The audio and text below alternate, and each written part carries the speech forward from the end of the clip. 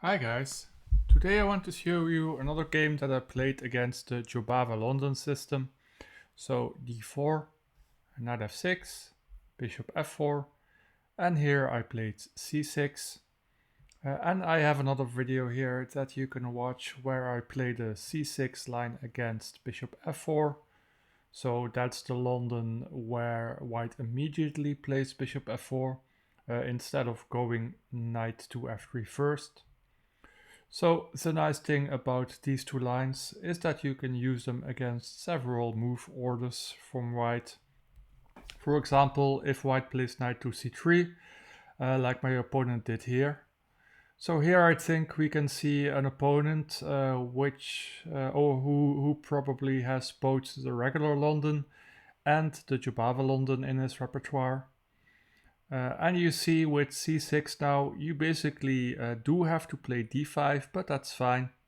So here the sideline I like to play is a7, a6.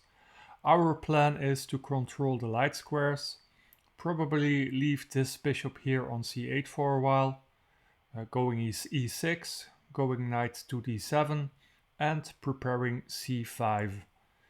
That break is the most likely to succeed, and if the opponent allows it, then maybe we can even push e5 sometimes. So here knight to f3, and here I didn't play the best move, I played e6.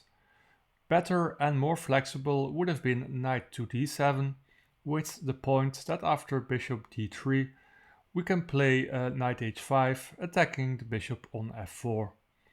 So basically we take the bishop on g3 and we put our bishop on g7. So let's go back to the game. This was a blitz game, by the way. Now I played e6 here, white played bishop to d3, and here white is preparing to maybe play e4. So after knight to d7 he can in fact play e4, and this would have been a bit annoying for us. So that's why it was better to start with knight to d7 instead of e7, e6. Then we can attack the bishop and force white to do something about it. And that means the e4 break is less dangerous since we are creating our own threats, and also since e4, e5 won't come with a tempo on the knight. Then we can just take on g3 and play g6 next. So white plays bishop to d3, and here it's important to challenge the center before white does. So actually c5 was the way to go here. Instead I played knight to d7, and that's actually a bit too passive. So white plays knight to e5 here, and now finally I play c5. Short castle. I could have taken the knight also. I played bishop to e7, and white played knight takes d7.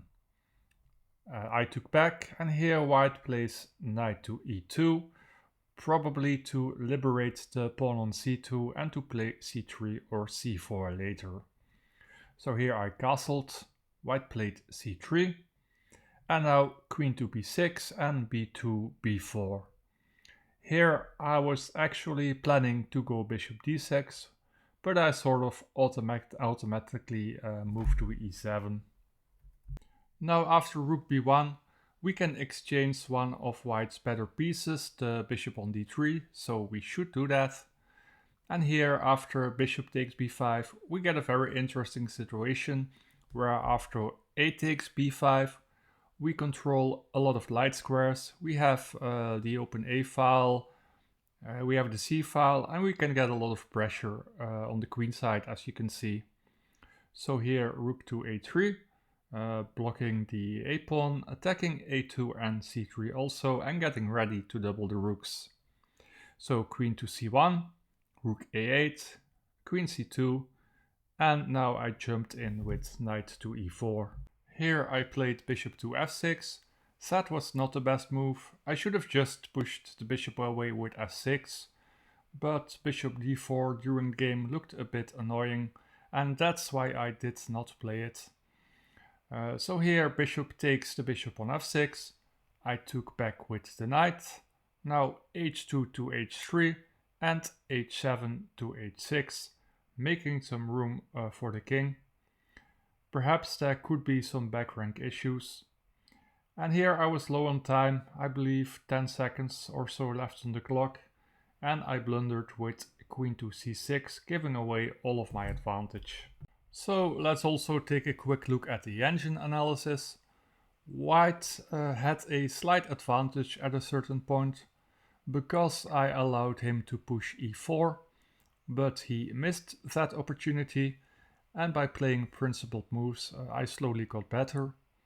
And I believe that's something that can easily happen in this line, because it's not so easy for white to come up with a good plan. As you can see, we were able to get a lot of pressure on the queen side, which is quite typical for this line. I'm certainly not saying this opening is the holy grail against the Jobava, but it's something that's really practical to play, and you can surprise your opponents and sidestep some of the main lines with it. So thank you for watching until the end. If you liked the video, please press the like button, press the subscribe button or leave a comment, and I will see you maybe in one of the next videos.